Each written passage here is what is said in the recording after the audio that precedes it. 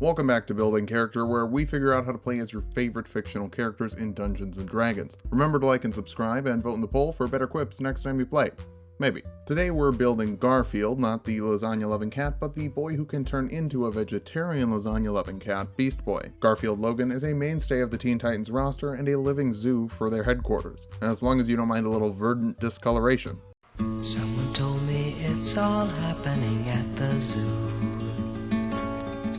Let's start off with our goals for this build. First, we need to be able to transform into any beast in existence. Second, we'll make sure that those animal instincts transfer over to our regular form. Finally, we'll make sure that we can always shapeshift without restrictions. For stats, we'll be using the standard point array from the player's handbook. Roll for stats all you want, there's no multi-classing issues here. Wisdom will be number 1. It helps us get in touch with our animal side. Dexterity after that. Beast Boy trained with Robin a little bit, so he's pretty nimble. Strength will follow, some of the beast strength is permanently in you. Charisma next, everybody loves Beast Boy, in small doses at least. Constitution's a little on the lower end, but we'll dump intelligence, he's Beast Boy, not Beast Road Scholar. For race, we'll head back to Eberron for a shifter, specifically a Wild Hunt shifter. This gives you +2 wisdom and +1 dexterity, keen senses for perception proficiency, and natural tracker for the survival skill. You also have 60 feet of dark vision and can mark the scent. This lets you pick a creature within 10 feet of you as a bonus action, and you now have advantage on checks to track them until you take a long rest, and you always know if they're within 60 feet of you. Finally, you get to shift, giving you a beastly appearance and temporary HP equal to your level plus your constitution modifier.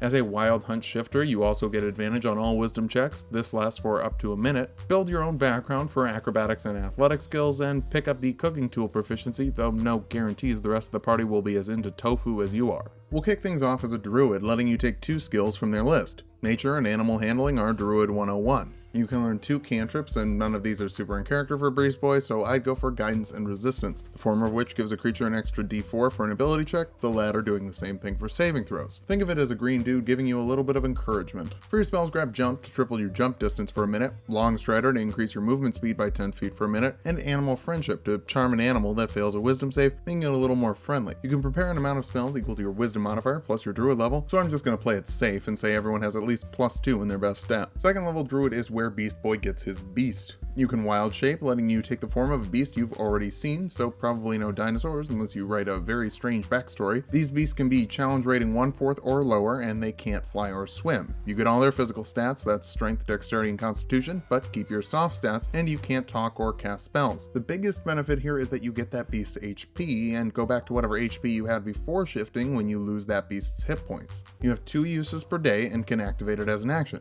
but we can make that a bonus action by choosing the Circle of the Moon for our subclass, giving you combat wild shape. You can also use this to get some extra stamina as a beast, healing yourself 1d8 as a bonus action with a spell slot. Finally, there's Circle Forms, which buffs your beast shapes to CR1 or lower, but you still can't swim or fly.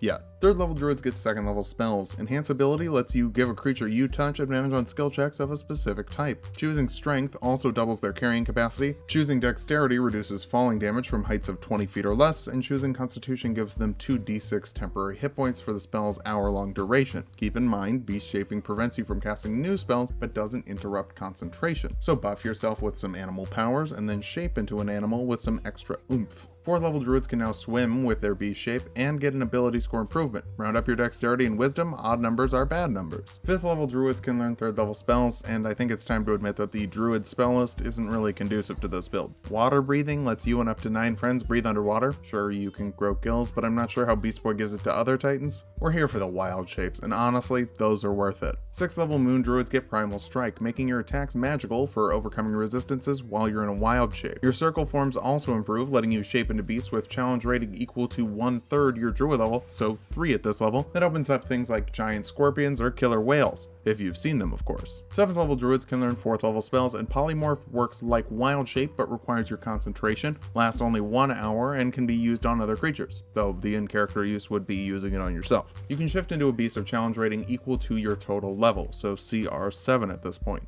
The big kicker here is that the beast shape from polymorph isn't restricted to things you've seen, so dinosaurs become an option and become a wild shape option if you can find a reflective surface and see yourself. We like to bend rules here, not break them. 8th level druids can now wild shape into creatures with a flying speed, so eagles and pterodactyls are an option if you've seen them or polymorphed into them. You also get an ability score improvement, and to be honest, we don't really use our wisdom that much. Bump up your dexterity for better AC. 9th level druids can learn 5th level spells, and hey, remember how I said we're not using a lot of these? Just use a 5th level spell slot to heal the beast shape 5d8 as a bonus action. 10th level druids get elemental wild shape, letting you spend 2 uses of your wild shape to turn into an air, water, earth, or fire elemental. It's not super beast boy, but the kid can turn into alien animals if he's seen them. Honestly, I just stick to beasts though. Sure, your wild shapes last for up to 5 hours, but if something knocks you out of it, you got nothing for the rest of the day. 11th level druids can learn 6th level spells, and I don't like any of these for Garfield either. Guess we'll just keep healing our wild shapes. 12th level druids get an ability score improvement, bump up your constitution for better HP and shifting bonuses. 13th level druids get 7th level spells, but who cares? Just heal the wild shape. You've still only got 2 uses, and we need them lasting as long as possible. Alternatively, you could also use these slots for extra polymorph. It's crazy that the spell scales with your level rather than requiring higher spell levels. 14th level druids get 1000 forms, letting you cast the Alter Self spell at will. This lets you either give yourself water breathing and a swimming speed equal to your normal speed, change your physical appearance in a non-illusory way,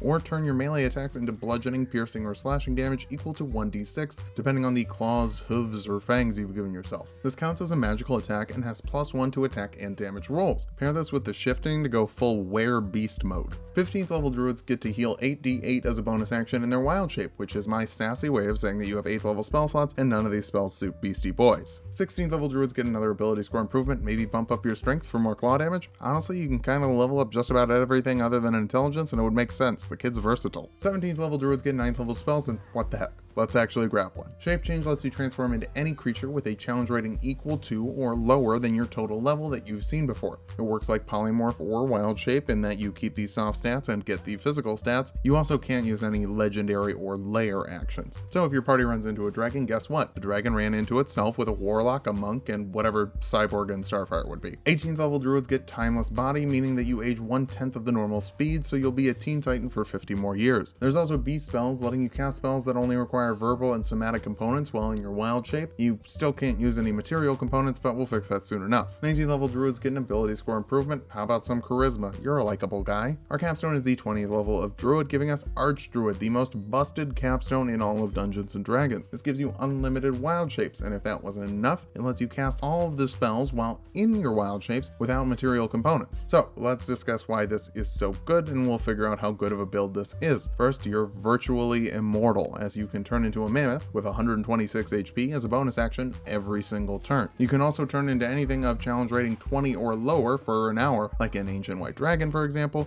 I think those things are pretty good. Finally, you make a great scout with flying speed as an eagle or tiny size as a mouse. You should be good at getting in and out. For weaknesses, beasts don't have an abundance of ranged attacks, meaning that if something can play mouse, your cat won't catch it. You're also suffering from a lack of intelligence, so a feeble mind could mess you up. Finally, you're basically ignoring half of the druid class by not taking any spells. That's only for people who are sticking to the written letter of these videos, which I don't recommend by the way, but it's wasted potential. But remember when I said you were immortal? Keep not dying, showing your enemies what it's like to fight a whole zoo at the same time. Just remember, you're part of a team, so don't charge in when you're not with someone with a wider range of abilities. Thanks for watching. If you like the video, subscribe for more. We make 2 builds every week. Beast Boy was saved in a redemption poll, so let's keep that going. Vote for Raphael from the Ninja Turtles, Vivi from Final Fantasy, or Reptile from Mortal Kombat. And come back Thursday for Reinhardt.